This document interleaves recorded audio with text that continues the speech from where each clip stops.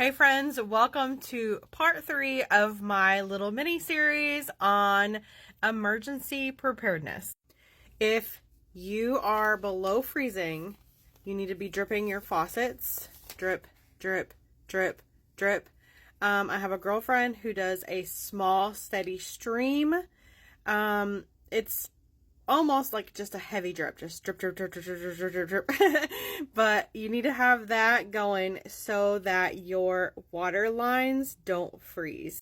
And during the big freeze that we had a couple of years ago, that didn't help everyone. Some people's lines still froze.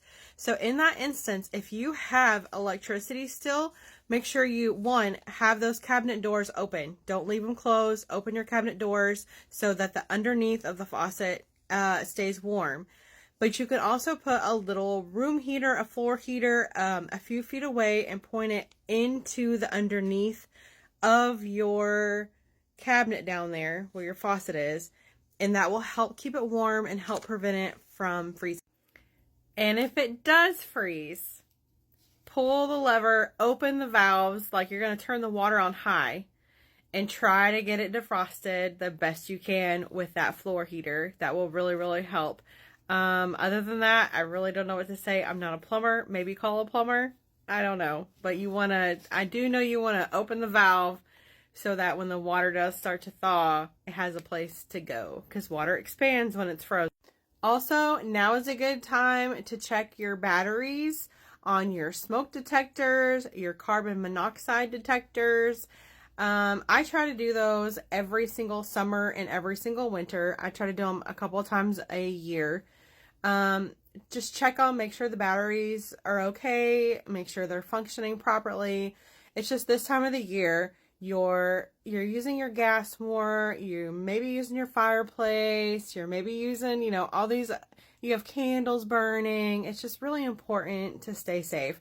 So on that same thought, look for and find and know where your fire extinguishers are, your fire blankets, and just make sure that those are in date. Fire extinguishers do go out of date, and you can have them maintenance by a company that will come in and test them and make sure they're at the proper, PSIs or the proper fill levels. I'm not really sure, but when I worked for a construction company, we had them come in and they would always test and repair or replace all of our fire extinguishers yearly. So that's just something you may want to look at and make sure that all of your stuff is just in date and is good.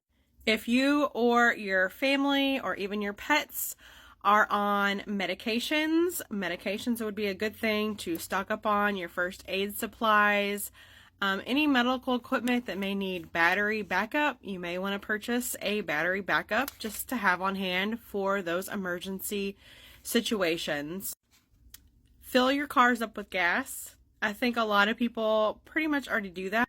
But along with the gas, make sure that you have oil in your vehicles, antifreeze, etc., etc. And I would fill up all your vehicles. If you have 2, 3, fill them all up. Also fill up your gas cans and have those prepared, because you may need your chainsaw. You may need to use your blower or your generator or whatever you have that runs on gasoline, or maybe your neighbor might need it. It's just good to have extra of everything. Stock up on your firewood.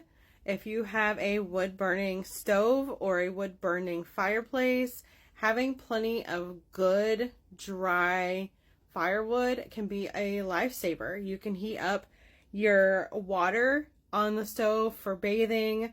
You can cook in your fireplace.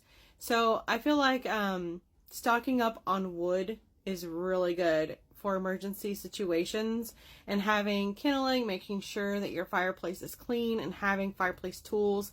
Do you need the log lifters and the pokers and all the things? And maybe you want to invest in some cast iron skillets or cookware for cooking in your fireplace. And the last little thing I want to talk about are your grills. If you have a charcoal grill or a propane grill, smoker, a little portable one you use for tailgating, all of those things can be used in emergency situations. So if you have a propane grill, I would check your propane levels. Do you need a cylinder? Do you need just a refill? Check that. If you use charcoal, I would check to see if you have charcoal. Maybe you want to grab an extra, couple pounds of it. Grab some lighter fluid. Maybe you want to clean it out today before, the bad weather comes. That way, whenever it does come down to it and you need to use it, you can just fill it up and turn it on. I really hope that this mini series is helping you. Even if you know all these things, it's good to have a refresher and be like, oh, well, I didn't go over that one thing. I forgot to look at my fire extinguishers. That's a really good idea. I just hope that I can help you or help someone just be a little bit more prepared. So thank you for watching. I'll see you guys next time. Bye.